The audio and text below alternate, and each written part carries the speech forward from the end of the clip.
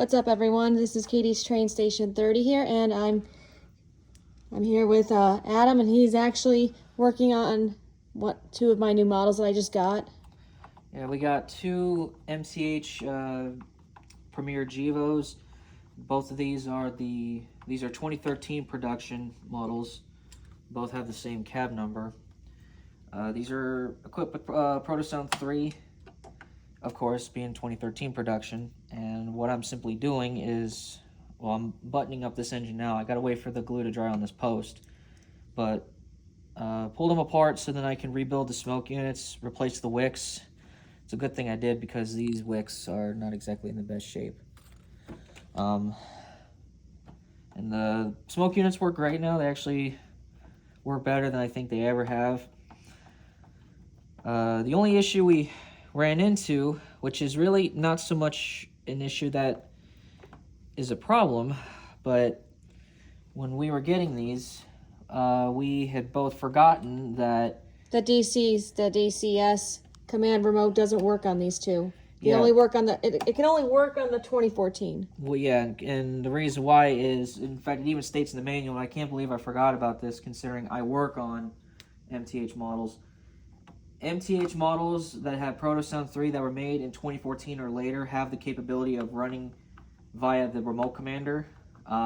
These, because I did a conventional reset. It was probably good I did a conventional reset because I don't know what kind of programming these engines had, but when I tried to do a reset via the remote commander, it didn't work.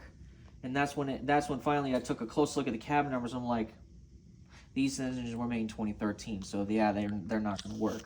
So for the meantime, Katie is going to have to run these engines conventionally, but I showed her how to access features like how to fire the electrocouplers, how to activate the passenger freight announcement sequence, which are really the most used features anyway. When the time comes that either she gets a full MTH DCS system or I bring mine over, that's when we'll program these into the DCS system, and then she can unleash all the features that these engines have to offer. But these are really nice engines. These are actually her first two Premier locomotives. Up until now, the only MTH, or actually, she owns two other MTH engines. She has a Rail King 462, which is got a QSI board, and then she has her Rail King GEVO number 2014, which ironically she got from the same place that she got these two. So, she got three GEVOs from the same place. But yeah, this one's done. I gotta let that post dry, but yeah, that's all I was doing with these, is just improving the smoke units, because she's kind of the polar opposite to me. She really likes using the smoke. I've also taught her how to be responsible when using the smoke, like be mindful, like watch the smoke output. If it's starting to die down, that means your smoke fluid's starting to run out, so you need to replenish it. But I've also told her that with the remote commander, or if you're running these engines conventionally or off of the remote commander, there is no function to turn the smoke off on the fly, unlike the full DCS system. So if you don't want smoke, or if you just want to take a break from using the smoke, you actually got to pop the radiator cover off, and then you got to turn this screw all the way to 0. Yeah. Gotta dust these a little bit, and then. You want to explain about this one? What? About this model?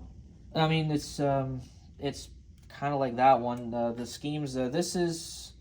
I can't remember which one was which. I know they look different because the schemes are different. Yeah, one of them was just a standard MTH. It was just painted in the. It's not a Railroaders Club engine. We both thought these were Railroaders Club engines because typically the Railroaders Club engines are in the traditional purple, yellow, and silver scheme.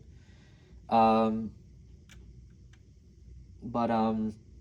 turns out one of these, I think, is a service center special, which I think that's what that is, which would explain the DCS logo. This one, I think, is just a standard MTH scheme locomotive. There's no special reason as to why it's painted like this. One thing to note, though, is that this scheme is somewhat realistic, though. This actually has a scheme very similar to one of the GE demonstrators. I think it was GE 2005, which eventually became GE 2010. And I shouldn't have done that because now I got to reglue that. It's all good. But yeah, she's moving up. She's now got some Premier models. I'm surprised that, you know, I wouldn't have been surprised if she got one, but what surprised me was she actually bit the bullet and went for 2 of them. And I'm just like, good Lord. So she's going for 2 of them. Has the whole world gone insane? Yes, it has, in fact. But yeah, that's what she got. And this is what I'm working on. Yeah, because I know how to work on trains, because I also work at the train doctor. Well, the doctor's in. I just improve these models. So stay tuned for some running videos of either one of these engines. Because in fact, another thing too was we actually bought some new track. Because the curves that she's running right now, which came with her Rail King train set, I think they're 031 curves. Yeah, they are. Okay, yeah. So then, these engines, I think either they take a minimum of 54, or I'm pretty sure these things take a minimum of 042. But with the exception of engines that say a minimum of 072, because usually they run fine on 72.